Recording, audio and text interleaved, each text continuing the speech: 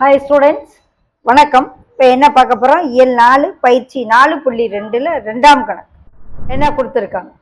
LMC = 6.5 centimetre அளவில் ஒரு கோட்டு துண்டு வரைக. LMC = 6.5 centimetre.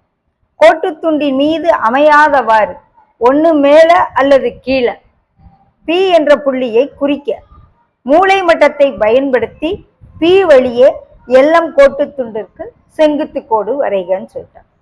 வரைவோமா? ஒரு கோடு வரைஞ்சிட்டேன். அதில் LMC = 6.5 சென்டிமீட்டர்.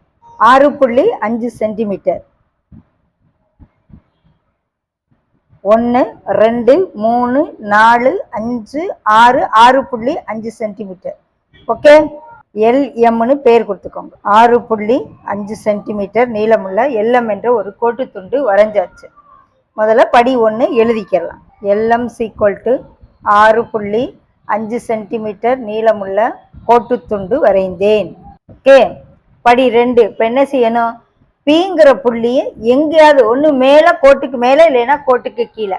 நம்ம கோட்டுக்கு மேலே ஒரு இடத்துல Pங்கிற புள்ளியை குறிப்போம். படி 2, கோட்டு துண்டின் மேலே P என்ற புள்ளியை குறித்தேன். அடுத்து இப்போ மூலை மட்டத்தை பயன்படுத்தி செங்குத்து கோடு வரைய போகிறோம். இப்போ என்ன செய்யணும்? இந்த மூலை மட்டத்தில் அந்த செங்கோணத்தை ஏற்படுத்துறத ஒரு பக்கத்தை இந்த கோட்டின் மேலேயும் ஒரு பக்கம் P வழியாக இருக்கிற மாதிரி வச்சுட்டு இந்த P வழியாக ஒரு செங்குத்து கோடு. அவ்வளோதான். ஓகே, அப்போ என்ன செய்யணும்? படி 3, மூலை மட்டத்தை பயன்படுத்தி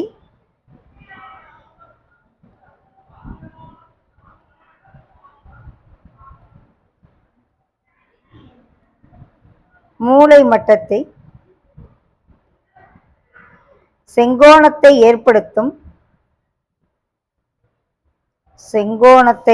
ஏற்படுத்தும் இரு முனைகளில்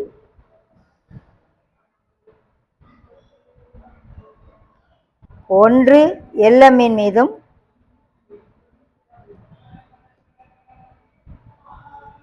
மற்றொரு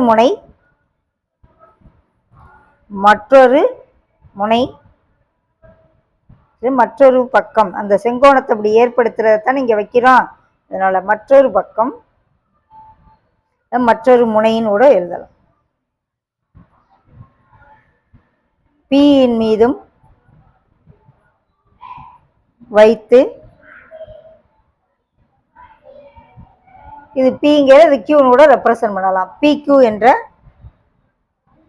PQ வரைந்தேன். அப்போ PQ இஸ் பெர்பெண்டிகுலர் டு LMன்னு வந்து. ஓகேவா? அந்த கோட்டு துண்டுக்கு மேலே ஒரு புள்ளியை குறிச்சிட்டு மூலை மட்டத்தில் இந்த செங்கோணத்தை ஏற்படுத்துறத P மேலையும் இந்த LM மேலையும் வச்சுட்டோம்னா ஒரு கோடு வரைஞ்சோம்னா அது LMக்கு செங்குத்துன்னு வந்து. ஓகேவா?